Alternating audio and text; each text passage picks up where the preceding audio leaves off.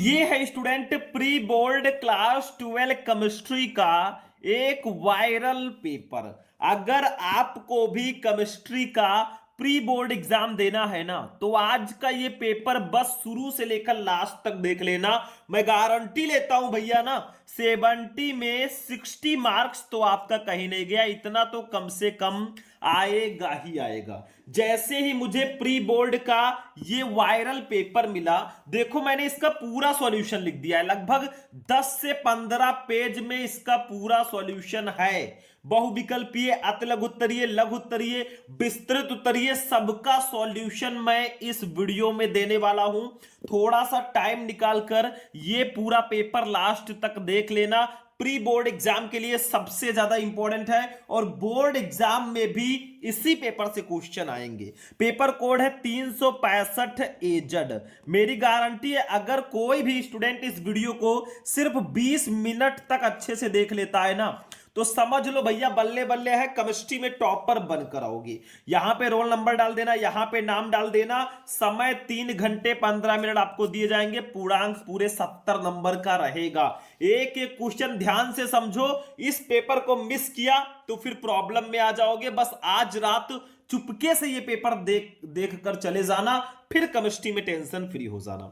Note दिया गया है भैया, प्रारंभ के 15 मिनट आपको क्वेश्चन पेपर पढ़ना है। सभी क्वेश्चन आपको करने हैं। जहां गणनात्मक प्रश्न हो वहां पे गणना के समस्त पद लिखने हैं। जहां आवश्यक हो रासायनिक समीकरण भी आपको देना है। एक काम करना, बस आप इस वीडियो को लाइक कर देना। देखो अगर आप लोग सिर्फ इस वीडियो को 1000 लाइक कर देते हो ना, सिर्फ 1000 लाइक्स की मैं बात कर रहा हूं, और कमेंट में आप लोग ज्यादा से ज्यादा पीडीएफ लिखोगे तो मैं इसका फ्री पीडीएफ आपको दे दूंगा। चलिए स्टार्ट करते हैं। सबसे पहले इस प्रश्न पत्र के प्रत्येक खंड में 4 विकल्प दिए गए हैं। सही विकल्प चुनकर उसे अपनी उत्तर पुस्तिका में लिखना है। जैसे का वाला क्वेश्चन देखो, हैलोफॉर्म किसके ट्राई हैलोजन व्युत्पन्न है। देखो बच्चों, आपके केमिस्ट्री के पेपर में टोटल 6 बहुविकल्पीय प्रश्न होते हैं। एक एक नंबर के 6 नंबर आपको मिलते हैं। एक एक क्वेश्चन को चुन चुन कर हम सॉल्व करेंगे। आप टेंशन मत लेना, जब तक है हम बिल्कुल मत लेना टेंशन। तो देखो भैया, सबसे पहले ध्यान से का वाला है, हैलोफॉर्म किसके ट्राई हैलोजन व्युत्पन्न है। देखो हैलोफॉर्म का मतलब जैसे हमारा क्लोरोफॉर्म है CHCl3, इसको बोलते हैं हम ट्राइक्लोरोमेथेन भी बोलते हैं। तो बताओ ये किसके ट्राई हैलोजन व्युत्पन्न होंगे, एथेन के, मेथेन के, प्रोपेन के या बेंजीन के। अरे भैया मेथेन के ये ट्राई हैलोजन व्युत्पन्न है। क्यों? क्योंकि इसमें मेथेन होता है। जैसे ट्राई, इसको क्या कहेंगे, CHCl3 को, ठीक है, हो गया आपका, ये होगा भैया क्लोरोफॉर्म, ठीक है, ट्राइक्लोरोमेथेन इसको बोलते हैं, इसीलिए मेथेन का व्युत्पन्न होगा। खा वाला क्वेश्चन देखो, निम्नलिखित में से कौन सा अणुसंख्य गुणधर्म है।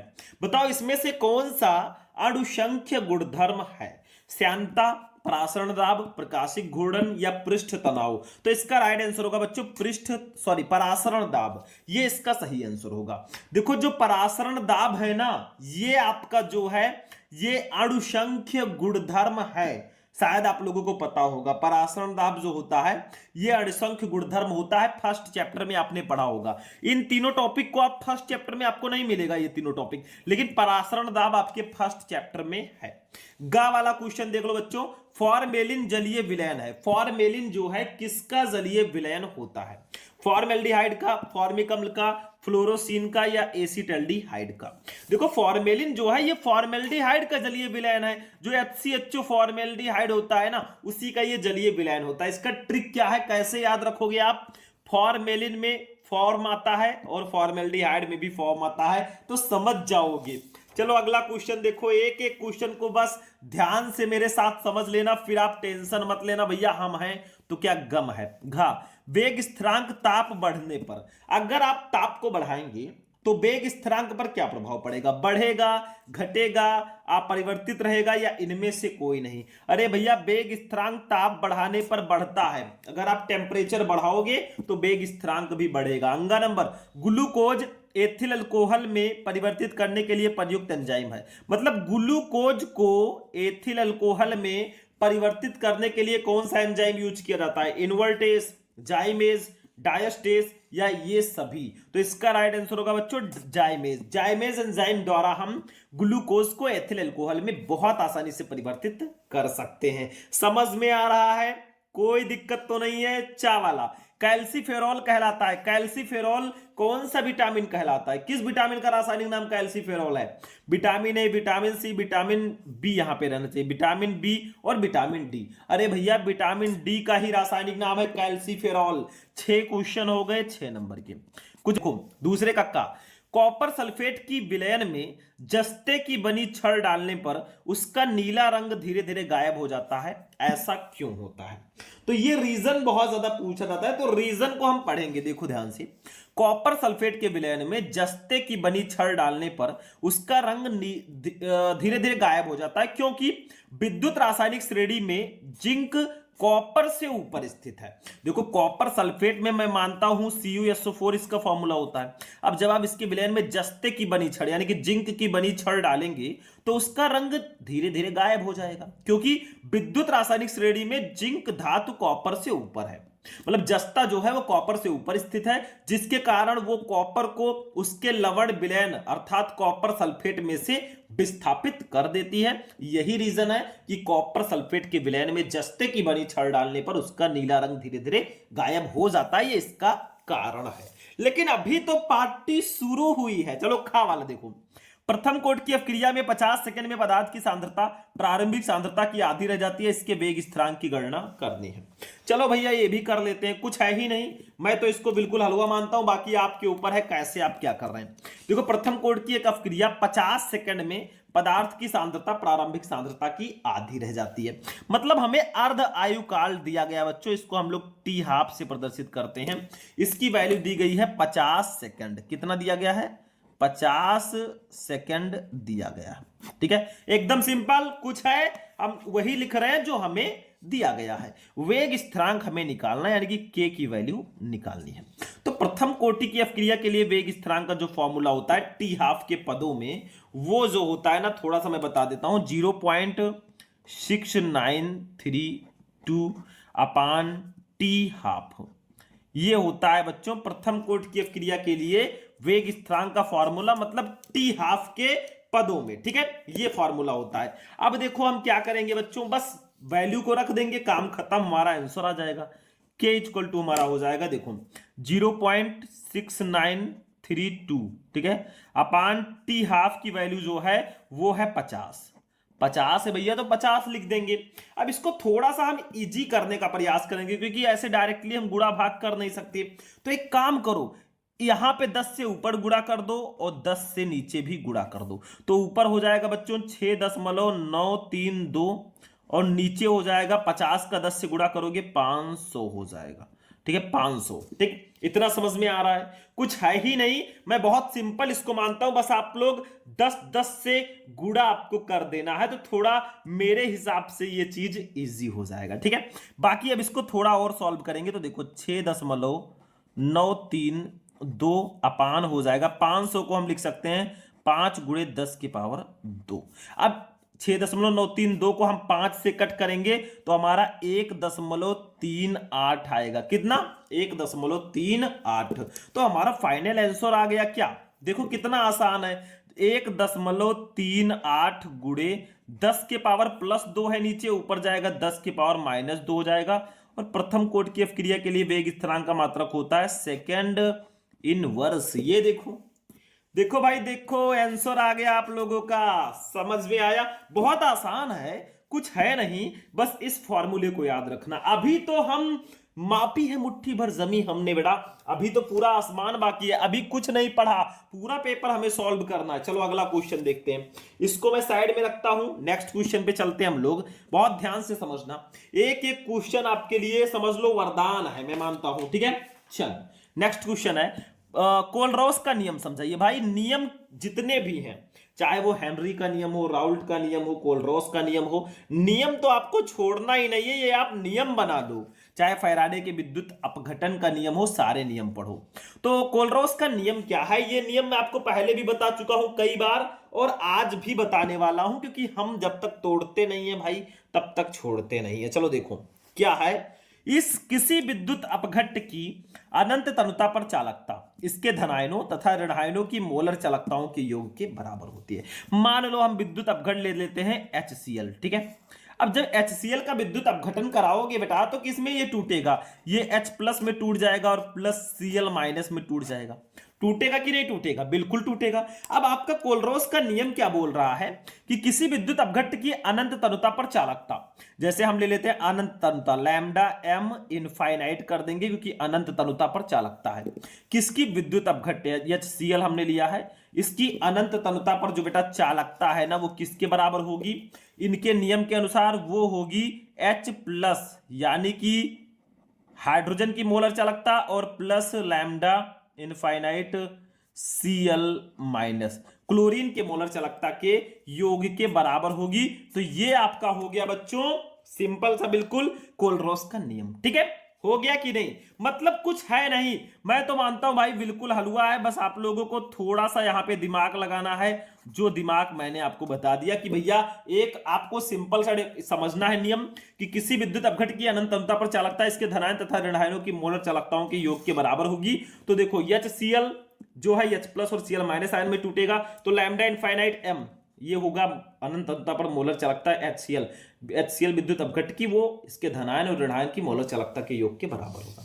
अनुप्रयोग क्या है भाई साहब, देखो ध्यान से। फर्स्ट अनुप्रयोग में फर्स्ट है अनंत तनुता पर, इसका अनुप्रयोग कहां कहां हमें देखने को मिलता है, देखो अनंत तनुता पर दुर्बल विद्युत अपघट्ट की मोलर चालकता ज्ञात करना, यहां पे इसका उपयोग होता है। दूसरा दुर्बल विद्युत अपघट्टों के वियोजन की मात्रा ज्ञात करने में भी हम इसका यूज करते हैं। बस हो गया, ठीक है, ये इसका अनुप्रयोग है। अगला देखो घा वाला, क्लोरोफॉर्म को प्रकाश एवं वायु के प्रभाव से बचाने के लिए कौन सी सावधानियां बरती जाती हैं, मतलब क्लोरोफॉर्म को हम प्रकाश एवं वायु के प्रभाव से कैसे बचा सकते हैं। देखो यही रीजन लिख दो, 2 नंबर फिक्स है। क्लोरोफॉर्म का फार्मूला क्या होता है, CHCl3, जिसको हम ट्राइक्लोरोमेथेन भी बोलते हैं। तो क्लोरोफॉर्म को रंगीन बोतलों में, अगर आपको क्लोरोफॉर्म को प्रकाश एवं वायु के प्रभाव से बचाना है ना तो क्लोरोफॉर्म को रंगीन बोतलों में काले कागज में लपेटकर अंधेरे में या मुंह तक भरकर तथा 1% C2H5OH यानी कि एथिल अल्कोहल की कुछ बूंद मिलाकर रखना चाहिए, तभी हम क्लोरोफॉर्म को प्रकाश एवं वायु के प्रभाव से बचा सकते हैं। इसी प्रकार से हम बचा सकते हैं, बाकी कोई तरीका नहीं है, ठीक है। चलो भैया इसको भी हम हटाते हैं, चलते चलो आगे बढ़ते चलो, बाकी हम देख लेंगे। ये भी क्वेश्चन हो गया, मतलब हमारे 4 क्वेश्चन तो हो गए काखा गघा करके 2-2 नंबर के, 8 नंबर कंप्लीट। अभी 4 क्वेश्चन और भी रहेंगे। देखो तीसरे कक्का, बहुत ध्यान से समझो। अब हमारा वो क्वेश्चन आ चुका है जो 3 नंबर में डायरेक्टली आता है, 2 नंबर में यहां पे भले ही दे दिया गया लेकिन ये 3 नंबर में बहुत ज्यादा आता है। देखो उप सहसंयोजक यौगिकों के वर्नर सिद्धांत की व्याख्या करनी है। काफी ज्यादा इंपॉर्टेंट क्वेश्चन है और इसको हम मिस आउट करेंगे नहीं भाई, क्योंकि जो क्वेश्चन इंपॉर्टेंट होता है उसको हम भाई छोड़ते नहीं है। तो देखो वर्नर सिद्धांत की अभिधारणाएं, आप हेडिंग डाल देना और प्रश्नोत्तर संख्या डालकर लिखना। देखो उप सहसंयोजन यौगिकों में केंद्रीय धातु परमाणु या आयन 2 प्रकार की संयोजकताएं प्रदर्शित करते हैं। जैसे प्रथम है प्राथमिक संयोजकता और दूसरा है द्वितीयक संयोजकता, ठीक है। मतलब बहुत आसान है, कुछ करना नहीं है। जैसे ठीक है, तो ये आप लोगों का जैसे मैंने बताया था K4, ठीक है, Fe ऐसे कुछ था, ठीक है। तो ये आपका उपसंयोजन यौगिकों में, देखो ध्यान से समझो, पर वर्नर सिद्धांत को आप लोग अच्छे से समझ लो, बाकी यहां पे कुछ नहीं करना है। तो देखिए यहां पे कुछ ऐसे था, ये वाला ब्रेकेट नहीं रहेगा बच्चों, K4 और बड़े ब्रेकेट में रहेगा FeCN, ठीक है, FeCN6 कुछ ऐसे था, ठीक है, K4 FeCN6 ये एक उपसंयोजन यौगिक है, ठीक है। तो यहां पे जो Fe है ये केंद्रीय धातु परमाणु है, ठीक है। तो ये 2 प्रकार की संयोजकता प्रदर्शित करता है, जैसे प्राथमिक संयोजकता और द्वितीयक संयोजकता। दूसरा ऐसे एक एक करके आपको 1-2 करके लिखना है। देखो दूसरा, धातु में अपनी प्राथमिक संयोजकताओं और द्वितीयक संयोजकताओं अर्थात दोनों प्रकार की संयोजकताओं को संतुष्ट करने की प्रवृत्ति होती है। मतलब जो धातु है केंद्रीय धातु परमाणु या आयन, वो 2 प्रकार की जो संयोजकता प्रदर्शित करती है ना, तो उस धातु में प्राथमिक संयोजकताओं और द्वितीयक संयोजकताओं दोनों प्रकार की संयोजकताओं को संतुष्ट करने की प्रवृत्ति होती है। प्राथमिक संयोजकताएं ऋणावेशित परमाणुओं या समूहों द्वारा संतुष्ट होती हैं, जबकि द्वितीयक संयोजकताएं विद्युत उदासीन अणुओं या विद्युत आवेशित परमाणुओं या समूहों द्वारा संतुष्ट होती हैं। तो ऐसे आपको 1 2 करके लिखना होगा, फ्री में नंबर नहीं मिलते। तीसरा, प्राथमिक संयोजकताएं आयननीय और द्वितीयक संयोजकताएं अनायनीय होती हैं। बस देखो एक लाइन का है, सिंपल सा लिख दो। चौथा, धातु द्वारा प्रदर्शित द्वितीयक संयोजकताओं की संख्या साधारणतया एक निश्चित संख्या होती है। किसी धातु द्वारा प्रदर्शित द्वितीयक संयोजकताओं की संख्या उसकी उपसह संयोजन संख्या या समन्वय संख्या कहलाती है। केंद्रीय धातु से सीधे परिबद्ध परमाणुओं या समूहों की संख्या उसकी द्वितीयक संयोजकताओं की संख्या अर्थात उपसह संयोजन संख्या होती है। धातुओं की उपसह संयोजन संख्याएं प्रायः 2, 4 या 6 होती हैं। 8, 10 या 12 की उपसह संयोजन संख्याएं बहुत कम होती हैं। पांचवा, धातु की द्वितीयक संयोजकताएं धातु की चारों ओर त्रिविम आकाश में एक निश्चित ज्यामितीय ढंग से व्यवस्थित होती है। बस इतना लिख दो, बाकी टेंशन फ्री रहो, आप आराम करो, जो होगा हम देख लेंगे। ठीक है, तो ये आपका हो गया 5 जो वर्नर सिद्धांत की अवधारणाएं हैं, 5 पॉइंट मैंने आपको बता दिए। चलो बच्चों, इसको भी हटाते हैं और बढ़ते हैं आगे, मतलब आगे बढ़ते चलो। अगला देखो, खा वाला, विलियमसन की संश्लेषण विधि द्वारा डाई एथिल ईथर बनाने की रासायनिक समीकरण लिखिए। भैया विलियमसन की संश्लेषण विधि द्वारा हम डाई एथिल ईथर कैसे बनाएंगे, ये देखो ऐसे लिख दो। सोडियम एथॉक्साइड को एथिल आयोडाइड के साथ गर्म करने पर डाई एथिल ईथर बनता है, यही विलियमसन संश्लेषण विधि है। जैसे देखो, हम ले लेते हैं सोडियम एथॉक्साइड C2H5ONa, ये हो गया बच्चों सोडियम एथॉक्साइड। इसका हम एथिल आयोडाइड यानी कि C2H5I के साथ रिएक्शन करा देंगे। ठीक है, मतलब इसको हम कर देंगे गर्म। ठीक है, कर दिया तो बनेगा क्या, C2H5O, ऐसे लिख देंगे C2H5O और C2H5, ये बन गया हमारा। ठीक है, और प्लस हमारा बन गया, देखो Na और I मिलकर हमारा सोडियम आयोडाइड बना लेंगे। ठीक है, तो ये हमारा हो गया भैया विलियमसन संश्लेषण विधि। ठीक है, देखो इसका नाम है सोडियम एथॉक्साइड। नामकरण सबका कर देना भैया, जो आए हैं उनके मम्मी पापा अगर नहीं है तो हम ही नामकरण करते हैं। तो सोडियम एथॉक्साइड इनका नाम है। इनका नाम तो शायद आप लोगों को पता हो, छोटी बच्ची हो क्या, इनका नाम है एथिल आयोडाइड, एथिल आयोडाइड। ठीक है, और इनका नाम है भैया die ethyl ether, die ethyl ether. ठीक है, बाकी वो सोडियम आयोडाइड है, बस ऐसे है। ठीक है, तो जब हम सोडियम एथॉक्साइड की अपक्रिया एथिल आयोडाइड के साथ कराते हैं, इनको गर्म करते हैं, तो हमारा डाई एथिल ईथर बनता है। इसी को हम बोलते हैं विलियमसन संश्लेषण विधि या विलियमसन संश्लेषण अभिक्रिया। कुछ है ही नहीं, हलवा है। चलो अगला क्वेश्चन देखो, गा वाला क्वेश्चन है बच्चों। आंतरिक संक्रमण तत्व या अंतः संक्रमण तत्व क्या होते हैं? डी एवं एफ ब्लॉक के चैप्टर का क्वेश्चन है। ये देखो, आंतरिक संक्रमण तत्व या अंतः संक्रमण तत्व, जिन तत्वों में विभेदी इलेक्ट्रॉन N-2F कक्षकों में प्रवेश करता है, वे तत्व आंतरिक संक्रमण तत्व कहलाते हैं। ये तत्व आवर्त सारणी में एक अलग ब्लॉक F ब्लॉक का निर्माण करते हैं, अतः इन्हें F ब्लॉक के तत्व भी कहते हैं। इतना लिख दो, नंबर आपके हाथ में है, फिर आप चाहे जो करो।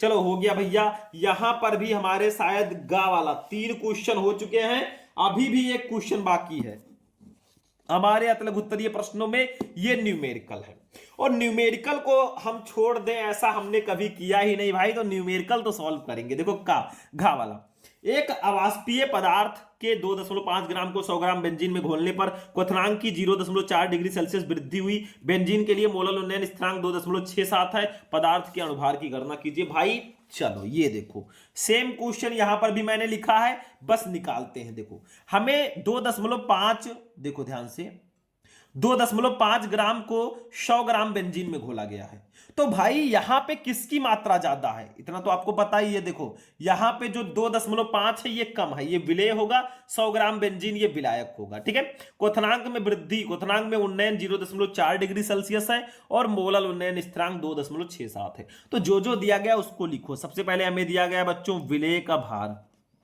विलेय का भार। ठीक है, इसको हम लोग डिनोट करते हैं स्मॉल w से। और फिर उसके बाद में देखो विलेय का भार दिया गया है 2.5 ग्राम, जिसकी मात्रा कम होगी भैया विलयन में वो विलेय होगा।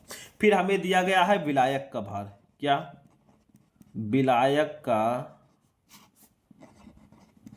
भार, ठीक है, इसको हम लोग डिनोट करते हैं कैपिटल W से। ये दिया गया है बच्चों 100 ग्राम, क्योंकि 100 ग्राम बेंजीन में घोला गया है तो ये 100 ग्राम हो जाएगा। फिर हमें दिया गया क्वथनांक में उन्नयन, क्वथनांक में उन्नयन, उन्नयन, इसको हम लोग डिनोट करते हैं बच्चों डेल्टा TB से। इसकी वैल्यू दी गई है 0.4 डिग्री सेंटीग्रेड। जो जो चीजें दी गई है वही हम लिख रहे हैं। फिर हमें मोलल उन्नयन स्थिरांक दिया गया है, मोलल उन्नयन स्थिरांक, स्थिरांक इसको हम लोग डिनोट करते हैं KB से। और इसकी वैल्यू दी गई है बच्चों 2.67। हमें निकालना है पदार्थ का अणुभार यानी कि m की वैल्यू हमें निकालनी है। चलो एक फॉर्मूला लगाते हैं क्वथनांक में उन्नयन का, आसान है, बस थोड़ा सा दिमाग लगाना है। देखो क्वथनांक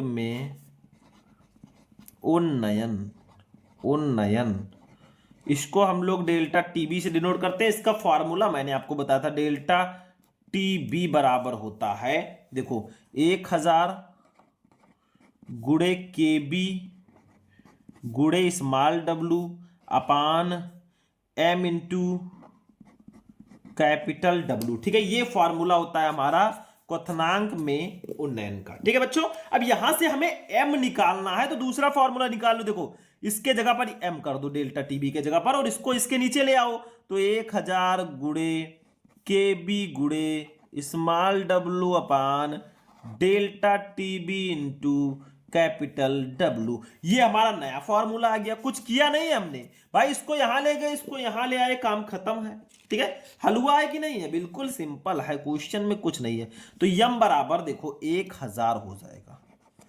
KB की वैल्यू स्मॉल w, KB की 2.67 है, स्मॉल w की 2.5 है, तो 2.67 गुणे 2.5 अपान डेल्टा TB की वैल्यू है बच्चा पार्टी 0.4 था, और इंटू कैपिटल W का है 100 ग्राम, ठीक है। विलायक का भार 100 ग्राम है।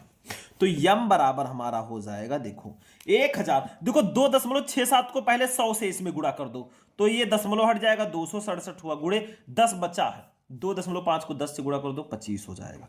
मतलब आपका इन दोनों दशमलव से 1000 कैंसिल हो जाएगा। 2 अंक बाद पहले इसके 2 अंक में इसके दशमलव, तो 100 इससे कैंसिल हो गया और 10 इससे। अपान 0.4 को 100 से गुणा करो, ये 40 आ जाएगा। यहां पे हम इसका गुणा कर देंगे तो हमारा हो जाएगा बच्चों 267 को 25 से गुणा करो तो ये 6675 आ जाएगा, और अपान 40 आ जाएगा, ठीक है। कितना 40। अब इसको जब हम कट करेंगे ना तो हमारा आएगा 166.875, इतना आ जाएगा अप्रॉक्स। तो m की जो वैल्यू आ गई बच्चों ना, m की वैल्यू वो आ गई है 166.875 ग्राम प्रति मोल। यही इसका आंसर हो जाएगा। बस काम खल्लास है बेटा, 166.875 ग्राम प्रति मोल। तो ये फॉर्मूला आप लोग याद रखना जो आपके सामने दिया गया है। बाकी ये क्वेश्चन भी बिल्कुल हलवा है मेरे हिसाब से, ठीक है। तो ये भी क्वेश्चन हो गया, मतलब चारों क्वेश्चन हो गए। तो 4 गुणे 2 बराबर 8 नंबर यहां पर भी हमारे कंप्लीट हुए। अहो भाग्य हमारे जो 8 नंबर कंप्लीट हुए हमारे। चलो अगला क्वेश्चन देखते हैं बच्चों, बढ़ते चलो आगे। अब चौथे क्वेश्चन पे हम लोग आ चुके हैं। अब 3-3 नंबर वाले भी हमारे केमिस्ट्री में 4 क्वेश्चन आएंगे, मतलब 12 नंबर, ठीक है। देखो चौथे का प्रथम कोट की अवक्रिया का अर्धायुकाल 60 मिनट है, यानी कि एक प्रथम कोट की अवक्रिया है जिसका अर्धायुकाल जो है, आधी अवक्रिया पूरी होने में 60 मिनट का समय लगता है। कितने समय में अवक्रिया का 90% भाग पूर्ण होगा? ये न्यूमेरिकल 3 नंबर 4 नंबर सब में पूछा जाता है, तो इसको हम बिल्कुल भी मिस नहीं करेंगे और यहां पे इसको देख ही लेंगे। देखो प्रथम कोट की अवक्रिया का अर्धायुकाल 60 मिनट है। चलो हमें दिया गया T हाफ, टी हाफ बराबर दिया गया है 60 मिनट। कितना? 60 मिनट। ठीक है, समझ में आ रहा है? हमें के निकालना है, वेग स्थिरांक निकालना है। तो सबसे पहले हम वो वाला फार्मूला लगाएंगे, टी हाफ वाला फार्मूला लगा देंगे तो हमारा के निकल आएगा। देखो के बराबर मैंने बताया था फार्मूला होता है 0.6932 अपान टी हाफ, ये फार्मूला होता है। ठीक है, टी हाफ ये फार्मूला होता है। तो हमारा सिंपल है, यहां पे हो जाएगा 0.6932 अपान टी हाफ की वैल्यू है 60 मिनट। इसको कट करोगे तो आपका आएगा लगभग 0.0115 आ जाएगा। ठीक है, लगभग इतना आएगा। तो हमारे के की जो वैल्यू आ गई बच्चों ना, वो आ गई है 0.0115 मिनट इनवर्स। भाई मिनट में हमारा था 60 मिनट, तो ये मिनट इनवर्स में अभी आंसर आएगा। लेकिन हमें निकालना क्या है भाई साहब? हमें निकालना है कितने समय में अपक्रिया का 90% भाग पूर्ण होगा। तो इसके लिए हमें बड़ा वाला फॉर्मूला लगाना पड़ेगा। एक मैंने आपको फॉर्मूला बताया था प्रथम कोटि की अभिक्रिया के लिए,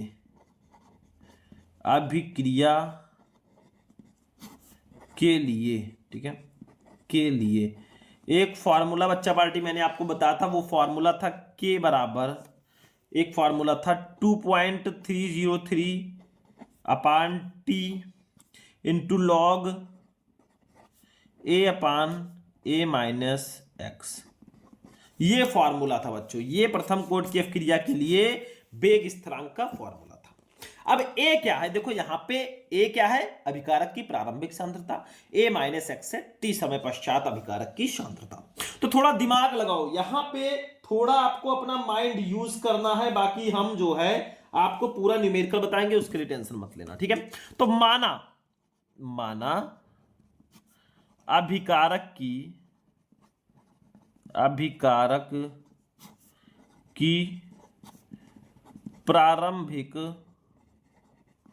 प्रारंभिक सांद्रता, इसको हम मान लेंगे ए। और मान लो जो प्रारंभिक सांद्रता थी अभिक्रिया स्टार्ट होने से पहले वो 100 थी। कितना? 100। अब टी समय पश्चात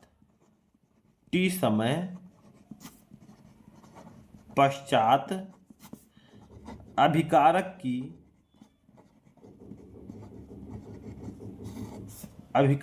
की सांद्रता, ठीक है, इसको हम लोग मान लेंगे ए माइनस एक्स से। ठीक है, तो देखिए टी समय पश्चात जो अभिकारक की सांद्रता होगी ना ए माइनस एक्स, तो यहां पे आपको दिमाग लगाना है। देखो 100 में से हमें कितना घटाना है? 100 माइनस, देखो जितने मिनट में आपको जितना परसेंट पूछा जा रहा है उतना घटा दो। कितने समय में अभिक्रिया का 90% पूरा होगा, तो 100 में से 90 घटाओ। 80% पूछा जाए तो 80 घटा देना। ठीक है, तो यहां पे 100 में से हम 90 को घटा देंगे, तो हमारा ए माइनस एक्स की जो वैल्यू आ जाएगी बच्चों ना, ए माइनस एक्स की वैल्यू वो आ जाएगी फाइनली 10 आ जाएगी। ठीक है, अब हम इस सारे वैल्यूज को इस वाले फॉर्मूले पर रखेंगे। यानी कि हमने फॉर्मूला आपको बताया के बराबर होता है 2.303 अपान टी लॉग ए अपान ए माइनस एक्स। मैंने बताया कि ये फॉर्मूला होता है। अब हम सारी वैल्यूज को इसी पर पुट कर देंगे जो जो हमें पता है। देखो भैया हमें के की भी वैल्यू पता है। के की वैल्यू कितनी निकाली थी ऊपर? 0.01155। तो यहां पे के के जगह पर रख देंगे 0.01155। ठीक है, ये हो गया। उसके बाद में 2.303 हमारा ऐसे ही रहेगा, अपान टी की वैल्यू ऐसे ही रखेंगे, लॉग ए की वैल्यू हमने बताई थी 100। ठीक है, और ए माइनस एक्स की वैल्यू कितनी है? देखो 100 में से 90 घटाया था 10 आया था। इस 0 से 0 कैंसिल कर दो, तो हमारा जो आएगा ना, थोड़ा आगे बढ़ो अब आप लोग। देखो इस टी को हम इधर ले चलते हैं, टी को इधर ले चलेंगे क्योंकि टी हमें निकालना है। तो ये हो जाएगा 2.303 अपान 0.01155, इतना हो गया। और इंटू लॉग 10 हो जाएगा, क्योंकि भाई 100 को 10 से हमने भाग दे दिया है, तो फाइनली हमारा 10 ही तो आएगा। अब थोड़ा आगे बढ़ो, देखो इसी को थोड़ा सा हम चूंकि चूंकि देखो log 10 बराबर होता है, log 10 की वैल्यू जो होती है ना वो 1 होती है। कितनी? log 10 की वैल्यू जो होती है बच्चों वो 1 होती है। तो इसके जगह पर 1 रख देंगे तो हमारा t बराबर 2.3035 0.01155 आ जाएगा। तो हमारा t बराबर आ गया 2.303 अपान 0.01155। इसको कट करोगे तो आपका लगभग 199.39 आएगा। भाई गुणा भाग तो आपको करना पड़ेगा वहां पे, मैं नहीं आऊंगा गुणा भाग करवाने। तो टी बराबर हमारा हो जाएगा 199.39 मिनट। ये मिनट में आंसर आएगा और इतना ही समय लगेगा भैया इस अवक्रिया को पूरा होने में। मतलब हम कह सकते हैं सिंपली, थोड़ा उठाकर कहते हैं इसको। देखो ये प्रथम कोटि की अवक्रिया का अर्धायुकाल अगर 60 मिनट है तो 90% भाग जो है वो 199.39 मिनट में पूरा हो जाएगा। ठीक है बच्चों, थोड़ा बड़ा था न्यूमेरिकल, बट बड़े छोटे से हमें क्या मतलब, हमें तो करना है। खा 1.822 ग्राम कार्बनिक यौगिक जिसका अणुभार 155 है, इसको 100 ग्राम बेंजीन में घोलने पर हिमांक में 0.6 डिग्री सेल्सियस की कमी पाई गई। बेंजीन के मोलल अवनमन स्थिरांक की गणना कीजिए। ये न्यूमेरिकल मैं आपको पहले ही करवा चुका हूं, आप लोग यूट्यूब पे सर्च करना solution chapter important numerical Shubham lecturer. अभी आगे भी मैं आंसर दूंगा, टेंशन मत लो। अभी मैं 4 नंबर 5 नंबर वालों का भी आंसर बताऊंगा, बस कुछ क्वेश्चन मैं बीच में नहीं करवाने वाला। जैसे निम्नलिखित सेल के ईएमएफ की गणना कीजिए। विद्युत वाहक बल Zn plus 2 1 molar Cu2 plus Cu, जबकि ई मानक इलेक्ट्रोड विभव ई नॉट बराबर Zn2 प्लस Zn तथा Cu2 प्लस Cu के क्रमशः -0.76 वोल्ट तथा प्लस 0.34 वोल्ट है। इसकी सांद्रता 1 मोलर है। इसको ज्ञात करना है, इसमें आपको ईएमएफ। आप लोग सर्च करना class 12 chemistry important numerical Shubham lecturer, आपको इस न्यूमेरिकल का सॉल्यूशन मिल जाएगा। घा संक्रमण तत्व क्या है, इनकी विशेषताएं क्या है, ये भी बहुत ज्यादा इंपॉर्टेंट है। 4 क्वेश्चन हो गए 3 नंबर के, 12 नंबर ले जाओ। 5वें कक्का सिद्ध कीजिए कि प्रथम कोटि की अवक्रिया को 3/4 पूर्ण करने में लगा समय अर्ध क्रिया को पूर्ण करने में लगे समय का 2 गुना होता है। बस आप इतना यूट्यूब पे सर्च करो कि रासायनिक बलगत की full chapter important numerical Shubham lecturer, आपको वीडियो मिल जाएगा। या ऐसे सर्च कर लेना chemical kinetic important numerical Shubham lecturer, video मिल जाएगा। खा हैलो एल्केन में एक आणविक नाभिक रागी प्रतिस्थापन अवक्रिया SN1 तथा द्वि आणविक नाभिक रागी प्रतिस्थापन अवक्रिया SN2 की क्रिया विधि उदाहरण द्वारा समझानी है, ये कर सकते होगा। संयोजकता आबंध सिद्धांत की संचय में व्याख्या कीजिए। बैलेंस बॉन्ड थ्योरी बहुत ज्यादा पूछा जाता है उपसा संयोजन यौगिक चैप्टर का, इसको भी कर लेना। घा ल्यूकास परीक्षण क्या है, इसका प्रयोग किस प्रकार के यौगिकों को पहचानने में किया जाता है। भाई ल्यूकास परीक्षण मैं आपको पहले भी बता चुका हूं और एक मौका मैं यहां पे भी दे रहा हूं। ठीक है, ये लो ल्यूकास परीक्षण क्या है, सिंपल है। ये प्राइमरी सेकेंडरी तथा टर्सरी अल्कोहलों में विभेद करने की अत्यंत सरल विधि है। ये क्वेश्चन मैं कई बार आपको बता चुका हूं। देखो ल्यूकास परीक्षण जो है इसके द्वारा हम प्राथमिक द्वितीयक एवं तृतीयक अल्कोहल में विभेद करते हैं कि कौन सा प्राथमिक है, कौन सा द्वितीयक, कौन सा तृतीयक। ये भिन्न भिन्न अल्कोहलों की ल्यूकास अभिकर्मक सांद्र HCl प्लस निर्जल ZnCl2 के प्रति भिन्न भिन्न गति से क्रिया करने पर आधारित है। मतलब ल्यूकास अभिकर्मक में क्या होता है ना, ल्यूकास अभिकर्मक एक होता है सांद्र HCl प्लस निर्जल ZnCl2। देखो यहां पे कभी कभी निर्जल HCl प्लस निर्जल ZnCl2 ऑब्जेक्टिव में आ जाता है। तो देखो ल्यूकास के लास्ट में सा है, सांद्र में भी सा है, तो आप समझ जाना कि सांद्र HCl रहेगा। ठीक है, तो हम क्या करेंगे, अल्कोहल को लेंगे, उसका हम ल्यूकास अभिकर्मक के साथ रिएक्शन करा देंगे। फिर होगा क्या, देखो किसी अल्कोहल में ल्यूकास अभिकर्मक मिलाने पर एल्किल क्लोराइड बनेगा जिससे धुंधलापन उत्पन्न होगा। अब धुंधलापन कितने समय में उत्पन्न हो रहा है उसी से हम समझ जाएंगे ये कौन सा अल्कोहल है। देखो जैसे मान लो हम कोई भी अल्कोहल ले लेते हैं, हमें पता नहीं है ये कौन सा अल्कोहल है। ठीक है, एल्किल अल्कोहल, और इसका हम करा देते हैं रिएक्शन सांद्र HCl और ऊपर हम लोग ले लेंगे भाई निर्जल ZnCl2। क्या ले लेंगे, निर्जल ZnCl2।